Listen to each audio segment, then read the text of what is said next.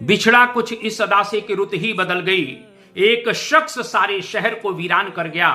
ये दो लाइनें मैं अपने कैलाशवासी महाराज श्रीमंत माधवराव सिंधिया जी के चरणों में अर्पित करता हूं, जो भारतीय राजनीति के ध्रुव तारा थे, विकास के मसीहा थे।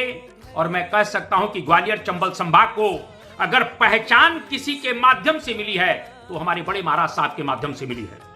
किसी भी क्षेत्र की बात कर लीजिए, चाहे राजनीतिक क्षेत्र की बात कर लीजिए, चाहे औद्योगिक क्षेत्र की बात कर लीजिए, आज मालनपुर और बामौर में जो इंडस्ट्रियल एरिया डेवलप हुआ है उसकी नींव डालने वाले हमारे बड़े महाराज साहब थे, जिनके कारण से लाखों लोगों को वहां पर आज भी रोजगार मिल रहा है। अगर मैं कह सकता हूं कि ग्वालियर को भारत के एक बहुत बड़े नेटवर्क से जोड़ने का काम किसी ने किया तो हमारे बड़े महाराज साहब ने किया।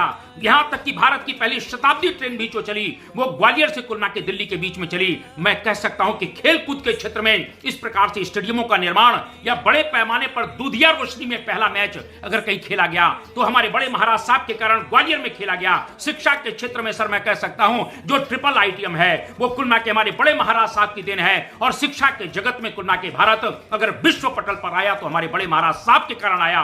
मैं ये कह सकता हूं कि चाहे उद्योग की बात हो, चाहे शिक्षा की बात हो, चाहे विकास की बात हो, सर वो हमारे विकास मसीहा बड़े महाराज साहब की देन है।